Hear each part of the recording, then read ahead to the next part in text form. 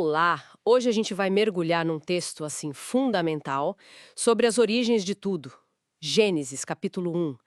A ideia é entender direitinho a sequência, os detalhes dessa narrativa da criação.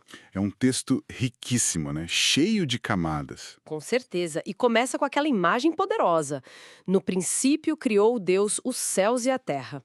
Só que logo em seguida descreve a terra como sem forma e vazia. Exato. E tinha trevas sobre a face do abismo, e o Espírito de Deus se movendo ali sobre as águas. É um cenário de potencial, mas ainda caótico, né? Isso. E o que a gente vai ver então é a organização desse caos, dia após dia. E o que é fascinante é a estrutura que já aparece. Tem um padrão, né? Deus comanda, a coisa acontece, e aí vem uma avaliação. Exatamente. Começa no dia 1, haja luz. E pronto, houve luz. Aí Deus separa a luz das trevas, chama de dia e noite. E a primeira avaliação: viu Deus que era boa a luz. Essa ação de separar e nomear é muito importante, já estabelece uma ordem. Pois é. No dia 2, ele cria a expansão, os céus, para separar as águas que estavam embaixo das águas de cima. Mais separação, mais ordem. Isso, organizando verticalmente, digamos assim. Aí no dia 3 continua essa organização. As águas se juntam num lugar só e aparece a porção seca, Deus chama de terra, e as águas juntas de mares. E não para por aí no dia 3, né? Não. Logo em seguida, vem a ordem para a terra produzir vegetação.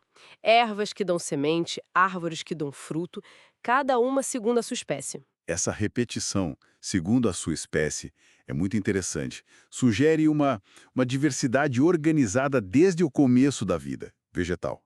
E, de novo, avaliação. Viu Deus que era bom. Aí chegamos no dia 4.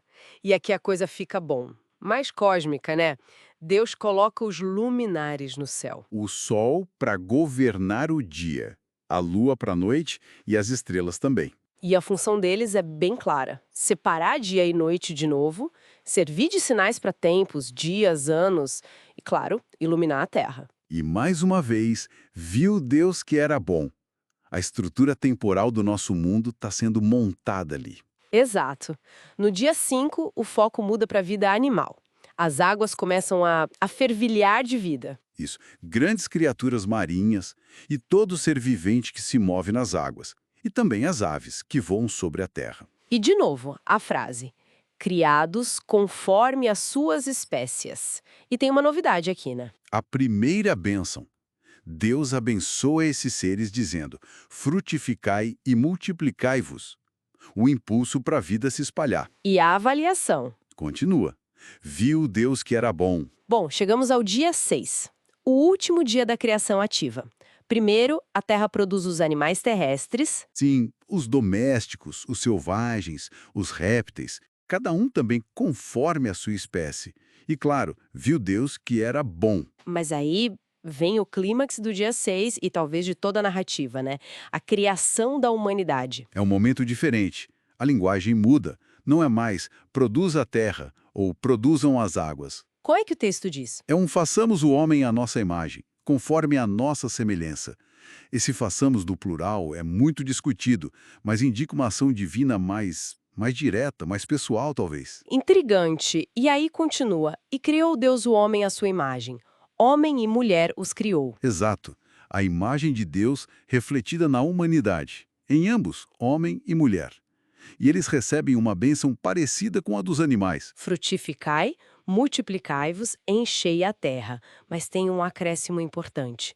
E sujeitai-a, dominai sobre os peixes, as aves, os animais. Esse domínio, nesse contexto de criação boa, geralmente é entendido não como exploração, mas como responsabilidade, cuidado, uma gestão. Faz sentido. E tem a questão da alimentação inicial também, né? Que é toda vegetal. Isso, tanto para os humanos quanto para os animais, o que sugere talvez uma harmonia original ali.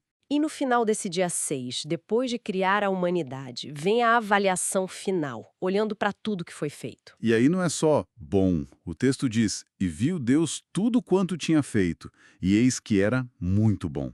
É um superlativo, né? A conclusão de toda a obra. Então, resumindo essa jornada, a gente tem uma estrutura clara de 6 dias. Começa com algo sem forma, vazio, escuro. Passa pela luz, pela organização do espaço, céu, terra, mares, pelo tempo, sol, lua, estrelas, pelo preenchimento com vida, plantas, animais aquáticos, aves, animais terrestres. E culmina com a humanidade criada à imagem de Deus, com uma tarefa específica nesse mundo. E com essa avaliação constante de bom, que no final vira muito bom, estabelece uma ordem cósmica, um propósito. Fica aquela reflexão, né? Por que essa estrutura em dias? Por que essa progressão, esse ritmo de trabalho e descanso implícito no final? Exato. O que essa apresentação sequencial e não instantânea pode sugerir sobre a natureza de Deus ou sobre a própria criação e o nosso lugar nela? Fica aí para a gente pensar.